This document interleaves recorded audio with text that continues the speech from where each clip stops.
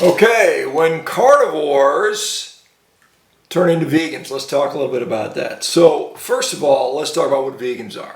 So vegans are people that believe in a certain ideology. That is to say that we should not harm any animals by our dietary choices, right? We should do nothing, we shouldn't wear leather, we shouldn't eat any animal products, so on and so forth. And what tends to happen is they tend to take that ideology and they view everything through that lens, and therefore we see a distortion of health facts. We see a distortion of the environmental facts by people who are vegan ideologues and therefore are willing or unable to accept anything outside of their narrow belief system about science and any other topic. Classic people would be people like Dr. Garth Davis, Dr. Michael Greger, Dr. Joel Kahn, these guys that will look at the part of the science that they believe holds true to promote a plant-based diet and ignore everything that points away from that or dismiss it. And they fail to realize that what we know about nutrition is basically extremely limited. I mean, the data that we have coming out of nutrition science over the last 5 decades is largely not very good data. And so, but you can twist and turn that and bend that to your ideologic purposes if you choose to do so. The same thing we hear with the environment. We hear that the biggest thing you could possibly do to save the planet is stop eating meat, when nothing further from the truth could be told. There are so many things that provide, just when we're talking about greenhouse gases, greater greenhouse impact on the environment than do eating meat, particularly in Western developed countries. So it's just another situation where ideology colors your belief about other sciences, which you are, first of all, not qualified to talk about. But that is what we see with veganism. So how do we see carnivores doing the same thing? And so I want to talk about this because I see this happening more and more. And one of the things I've always been about is empiricism, about the truth, about what we actually truly know and what becomes speculative, okay? And what we don't actually know. And so here's what I would say. It is very important, in my view, I think when we look at the agricultural systems, when we look about the way forward to feed all the people, what should be done, what must be done is we need to develop regenerative style agriculture, particularly with regard to animal agriculture. I think that is the way forward. I think that's absolutely the right thing to do, both from an environmental standpoint and an ethical standpoint. And I promote that, and I'm fully supportive of people that do that, and I want to see more of that.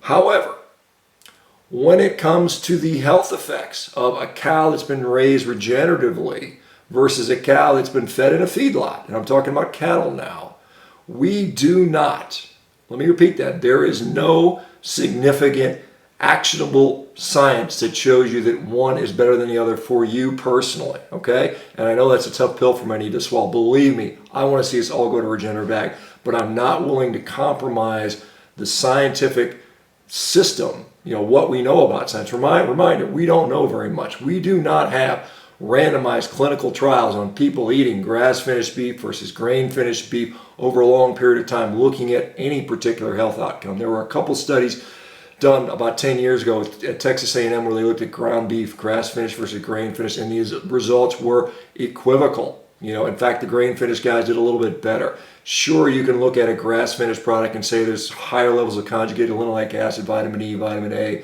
so on and so forth. But we do not have good human outcomes. In fact, looking at the carnivore population we've had, and I've surveyed them time and time and time again and looked at success stories, there is no clear evidence that one way works better than others. Now, there will be people out there that said, I felt better when I ate grass-fed versus grain-fed. I felt better when I included liver. Sure, that's happening, but for people to be out there saying, this is the way, this is the carnivore daily dozen, kind of like Dr. Greger does. You got to eat your bone marrow and your bone broth and your bone meal and your collagen supplements and your 500 grams of liver and your 250 grams of kidney and this much brain and this much dairy. That stuff we do not know. And people that are promoting making a carnivore diet more complicated than it has to be, saying that factory farm meat, it's going to make you're not going to get any results. So that these guys are misleading you. And I want to put that straight.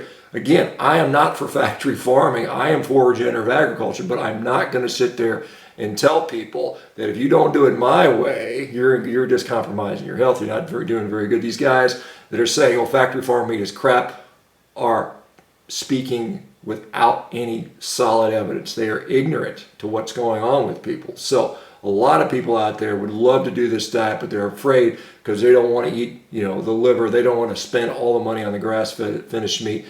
And I certainly empathize with those people, and I want to support those people. And I will tell those people, you will do just fine on a carnivore diet on the meat you can afford.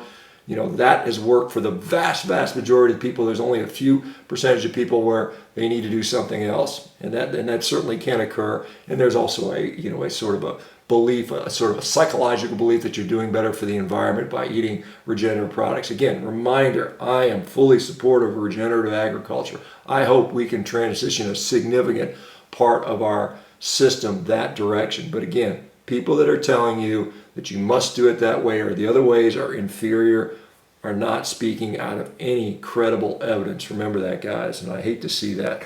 All right, World Carnivore Month starting January 1. Yes, you can eat beef from the supermarket if that's what you can afford. You'll do just fine, okay?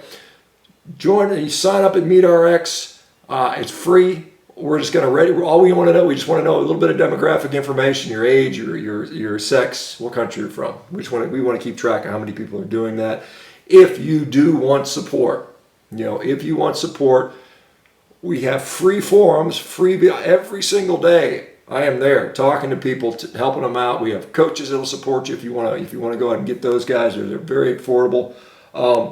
Remember, guys, in the end of the day, it's about results. It's about empiricism. It's about let's not look at some rat study or some study on standard American dieters and extrapolate to the whole carnivore community because the science is not there yet. Hopefully someday, and we're working on getting our first studies done, we're gonna get there and we'll be able to say definitively. But until that time, these people are like, well, we're hedging your bets and to play it safe.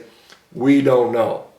At this point, all they're doing is making it confusing for you, perhaps selling you something you don't need, guys. All right, guys, take care. We will talk to you on the next video and have a great Saturday. All right.